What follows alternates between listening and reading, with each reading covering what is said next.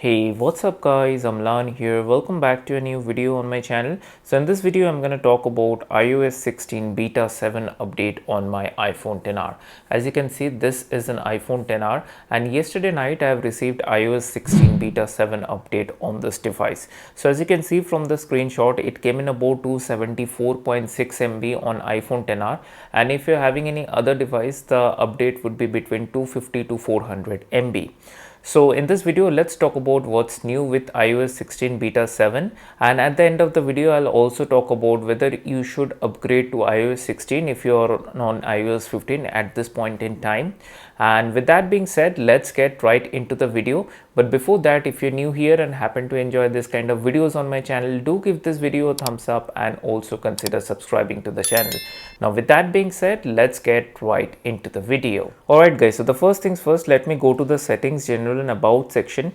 If I go to the about section, as you can see, the new build number is 20A5356A. So the letter A in the end, it denotes that we are very close to the public release of iOS 16, and probably by next week or in next 2 weeks we'll get to see iOS 16 RC, that is release candidate update, and after that we'll get to see the iOS 16 public release within the mid-September maybe. So that's the thing. So this is the new build number, and with this iOS 16 beta 7 update, we did not have any modem firmware update. As I showed you in the starting of the video, the update size was pretty small, so if you had any connectivity issues, probably that might not be resolved, but we can expect a modem firmware update with iOS 16 RC update or the stable release. So that's about that. Now let me tell you how you can get this update. If you are on iOS 15 and you do not have a iOS 16 beta profile installed on your phone, you probably wouldn't be able to get this update.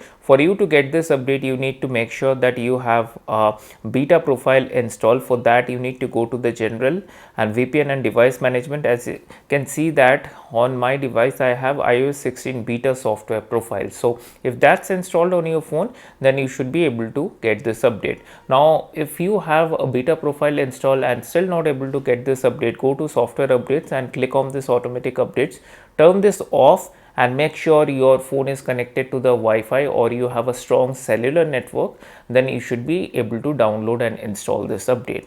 Now that's about the update. Now let me show you the screenshot before updating. As you can see, the build number was 20A5349B, and after updating the letter has changed to A. And also talking about the modem firmware update, so before updating it was 5.00.01, and after updating, if I go to the about section, it's still the same. So as I said in the beginning of the video, there's no new modem firmware update.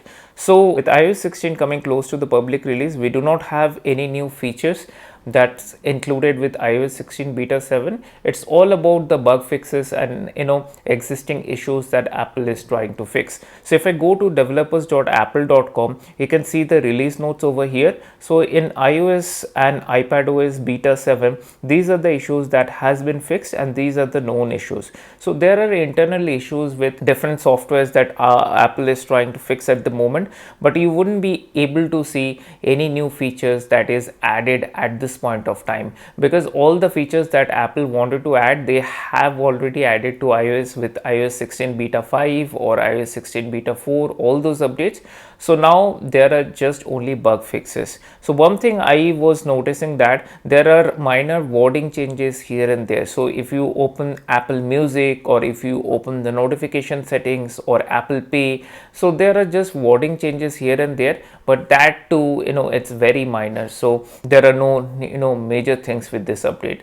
So now let's talk about how is the battery life, because people are interested about the battery life. So yesterday night I have updated this. So let me take you to the battery section and click on battery health. As you can see, after updating the device, the battery health is 89%. So before updating as well, it was 89%. So it has not dropped yet. And if I talk about the battery life, it's pretty early to talk about the battery life. So probably in this weekend I'll make a follow-up review of iOS 16 beta 7 wherein I will talk about the battery life and the performance more.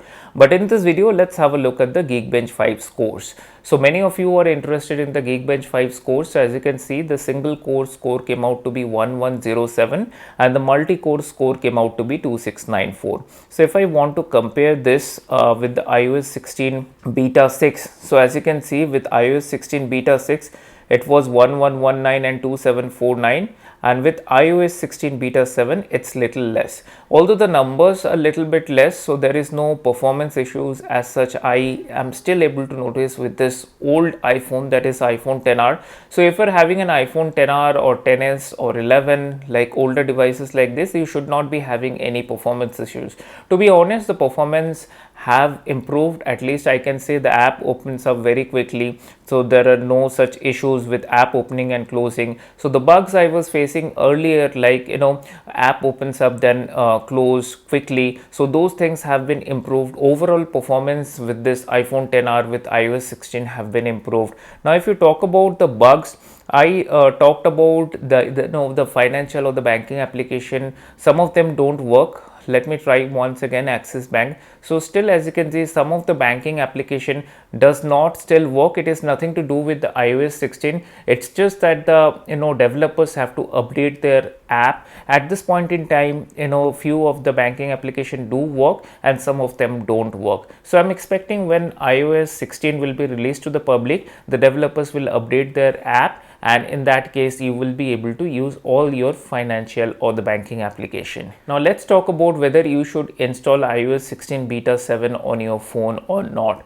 Now I would say if you're on iOS 16 beta already, then obviously you should update your device to iOS 16 beta 7, which is a very small size update. But if you're on iOS 15, I would say it's just couple of weeks, so you can probably wait and get the public release of iOS 16. That would be better, and in that case you don't have to suffer the app crashes or the banking application is not working, things like that. You don't have to go through that sort of things. So with the help of this video, I just wanted to let you know that iOS 16 beta 7 is already released, and if you're on public beta version, then you will be able to get iOS 16 public beta 5. So the iOS 16 public beta 5 and iOS 16 developers beta 7 both are same thing. The build number, everything in terms of features and in terms of performance, it is exactly the same update. It is just that for public, Apple release a different series, and for developers beta they maintain a different series. So that's it for this video. I hope you enjoyed the video. Give this video a thumbs up and also consider subscribing to the channel. Let me know in the comment section whether you are using iOS 16 or iOS 15. You're excited to get iOS 16 on your iPhone. So let me know that in the comment section. Also, I would love to know how many of you use iPhone 10R, because I love my iPhone 10R, although I have an iPhone 13 and 12, but still after all these years using iPhone 10R feels like a breeze to me, and it has been really a good experience. So I just wanted to mention that as well. So with that being said, I'll end the video here. If you like the video, definitely give this video a like. That would mean the world to me, and I will see you on my next video. Bye bye.